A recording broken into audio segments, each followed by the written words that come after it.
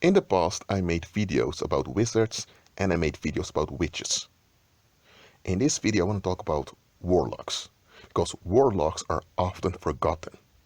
They are the forgotten group in the occult that people don't pay much attention to. Wizards, people know they are dangerous, and rightfully so. Witches, on the other hand, are dangerous often to themselves, because witches overall are not that smart when it comes to long-term decisions. Straight up. I explained this before. Witchcraft is feminine.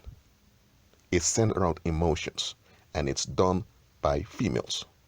When a man is operative in the occult, he is a warlock. So a warlock is a man and a witch is a female. You get it? And a warlock, he practices what you can consider wizardry. Even though he's not a wizard himself, what he does is in line with wizardry. And wizardry is an extended version of black magic. Okay? But the warlock is not a wizard. Understand the difference. A wizard is someone that's installed in Satan's government directly. He's a member of Satan's government on the earth. A warlock can either be just a common pagan, a common dude out there that's using paranormal charms to get ahead in life. He has no agenda to hurt nor harm people, but he's just using the paranormal, often without knowing any better. Now, that can be a warlock. Or a warlock can be someone that's inaugurated into a cult. And some of those cults are extensions of the shadow government, which is the worldwide brotherhood of wizards, who all worship Apollo, the beast. You get what I'm saying here? So, warlocks don't do witchcraft. They do black magic. And wizardry is a male-centered version of black magic. Now, there are females who can use black magic, but for women, witchcraft works far better. Okay? Now, I'm not going to talk that much about the warlocks who are just using paranormal aids to get ahead in life. I can understand that you want a backup, but I don't support the backup Satan offers because there's always something coming along with it that you don't want. You get what I'm saying here? So I'm not going to talk about those warlocks. I'm talking about those that are part of warlock cabinets. What is a warlock cabinet? A warlock cabinet is a small meeting of warlocks who are installed by the shadow government in a specific area. Let me repeat that. A warlock cabinet, it's a council of warlocks that has been appointed to a specific area. It goes like this. You have the wizards. They get their orders directly from Apollo, the beast. And the shadow government now assigns the order to one of the wizards. And that wizard hands that assignment over to a handler. That handler is often a wizard in education, so he is a wizard apprentice, or he is a warlock. If he's a warlock, he is the middleman. And this warlock now is sent to a town where he installs a council of warlocks that will function as the extension of the shadow government. And that council of warlocks, that warlock cabinet, will execute what the beast has instructed the shadow governments to do. Okay? You will also have warlocks around who are not part of any warlock cabinet. They're not into the shadow government. They don't even want anything to do with it, but they're warlocks nevertheless. Okay? But I already said I'm not going to talk too much about them. About those warlock cabinets, they are the ones that are behind all drug trade, all child prostitution, and prostitution in general, They are behind all the crime syndicates. They are behind all the pedophile rings. They are behind all the false churches out there that teach false stuff. And they are behind all the terrorist attacks that go on in the world. You have individuals that freak out and they want to act out. That happens. Those are terrorist incidents. But let me tell you one thing. Terrorist incidents are very, very rare. 99.9% of all terrorist attacks or terror-related crime are rituals conducted by the shadow government through their extensions, the warlock cabinets. That's how it goes. Make no mistake about it. Warlocks are very dangerous. They are far, far more dangerous than witches. That does not mean that witches are not dangerous. Witches are dangerous, but warlocks are far, far more dangerous. Even if a warlock is not inaugurated, he can be dangerous nevertheless. You know why? Because the enemy can use him, because he's using the enemy's resources. And when you are using the enemy's resources, the enemy has a hold on you. Now, the enemy is not going to abuse that hold on you too much if you're ignorant.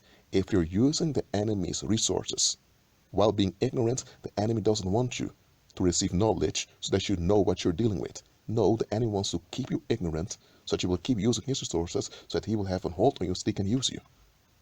And that is the case with many warlocks.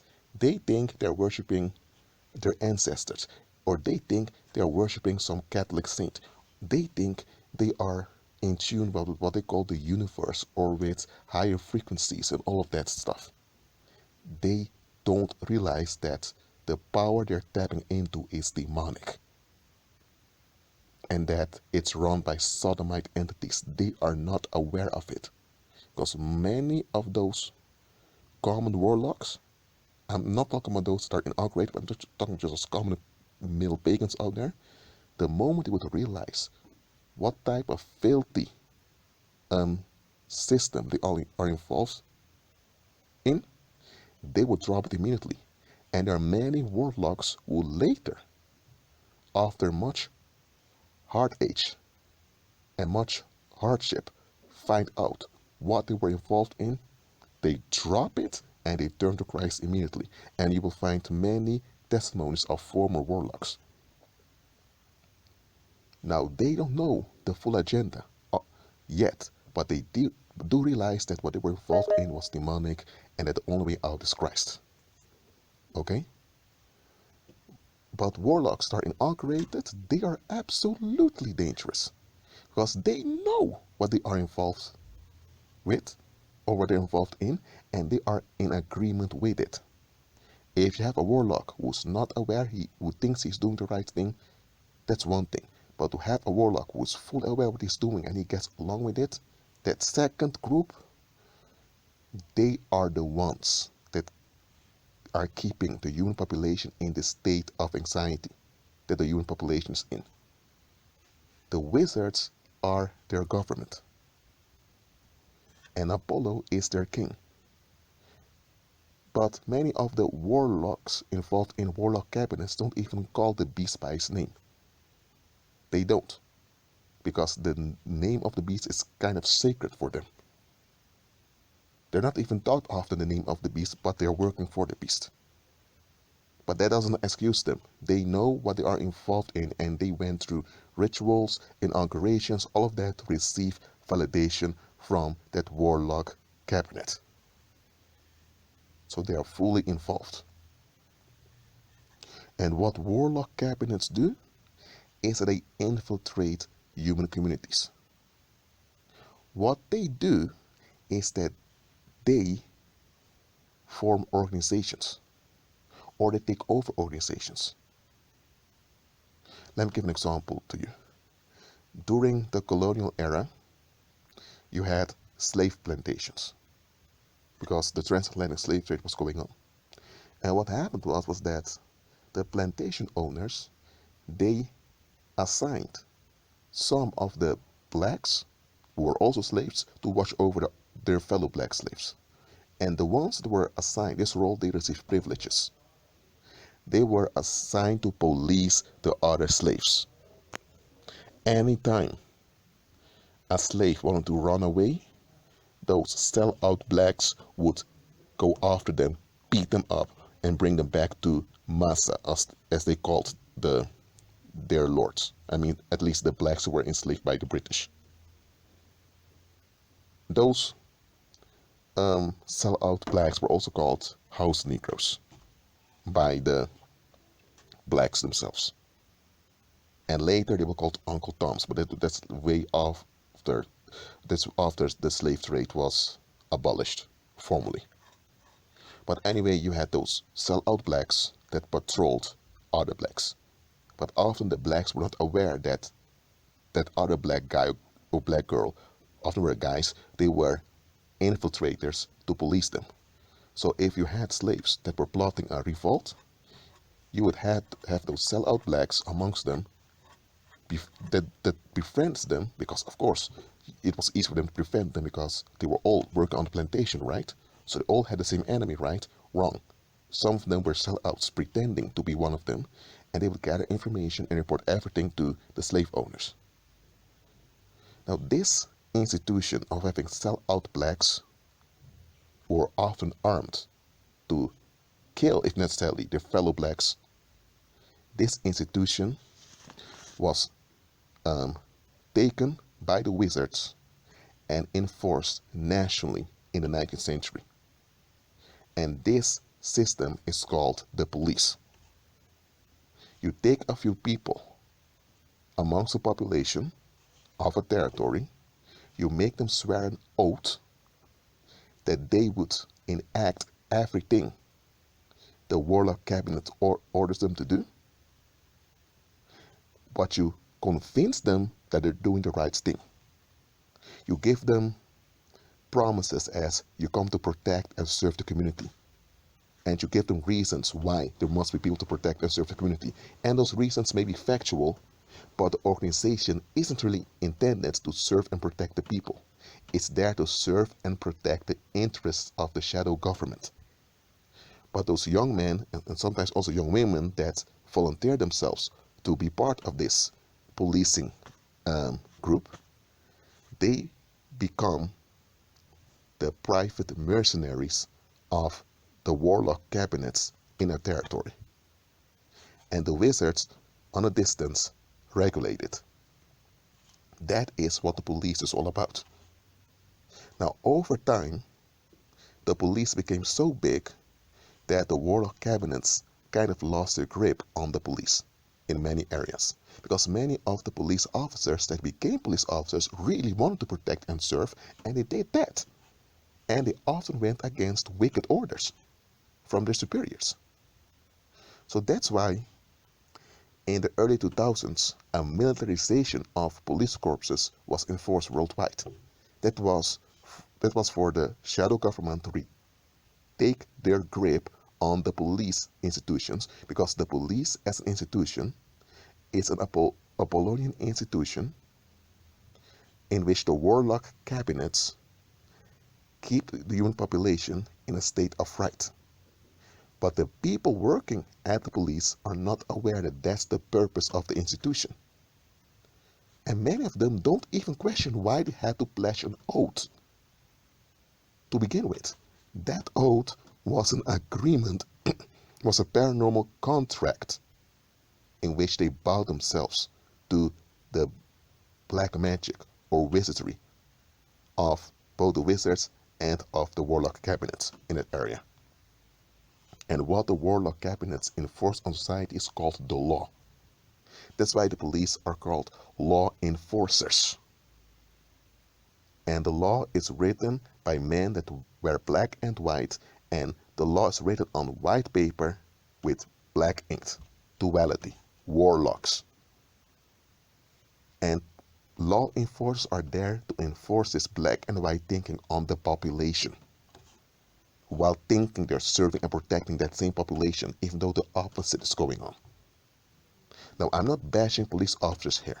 There are police officers that really do benefit their communities, and I admire that. But the institution they are pledging allegiance to is a warlock institution. And they, the police officers, are not warlocks, but they're used and abused by the warlocks. Because often, police officers are sacrificed also. Because remember, those warlock cabinets, they are the ones behind crime. They are the ones behind all terrorist organizations. So often, those warlock cabinets create dangerous situations, and then they send police officers in that dangerous situation, knowing that many of those police officers will die. They do that as blood sacrifice to the beast.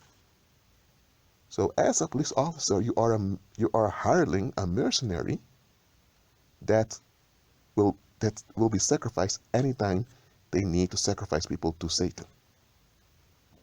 Because every sacrifice to Apollo is indirectly sacrifice to Satan. If you get what I'm saying here. So know who you are serving. If you're a law enforcer, I have nothing against you. I've made videos, especially for you. Watch in my video list in which I address this issue in detail. Just realize that warlock cabinets are the ones that keep the human population in this state of anxiety. And it's not that you need to understand about warlock cabinets. They have fake businesses, they have fake corporations, they even have fake police corpses, they have fake churches, fake universities, fake hospitals. They have many fake things out there that look very authentic. And the common people out there don't see the difference. Only those who are knowledgeable about symbols and the occult can see it. Now, don't get me wrong, there are many legitimate organizations that also use pagan symbolism because they don't know any better.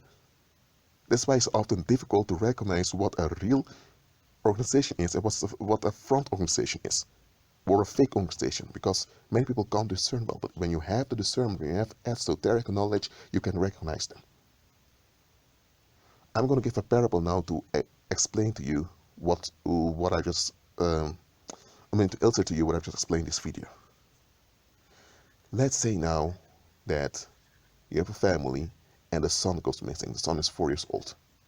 Now there's an Amber Alert. People in the community are legitimately wanting to find this kid.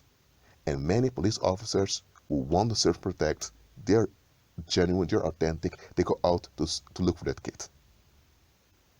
And many of the police officers are frustrated because they think, how can this kid disappear like this?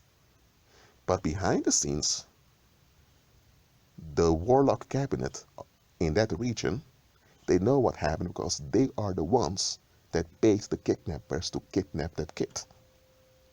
And they are also involved in that police institution, so they know very well what's going on with the investigation. And they make sure that nobody finds out what happened to that kid. So anytime a detective or a police officer comes with clues that may lead to a solution, from the upper hand, there's a hinder to the investigation.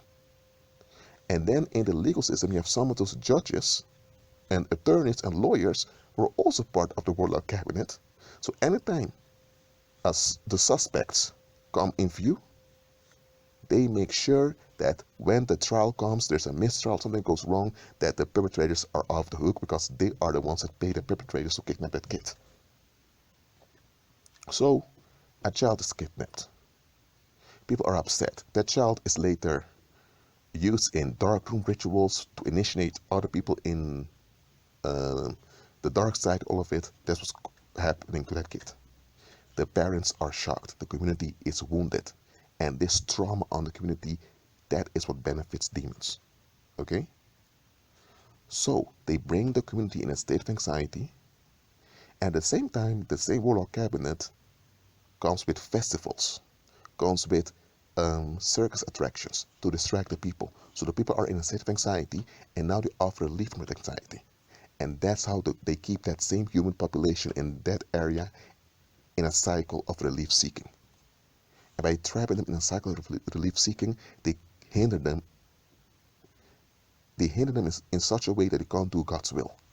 And you also have Babylon churches with pagan pastors who are also warlocks, who are aware of what's going on, and they preach forgiveness. They preach all kinds of.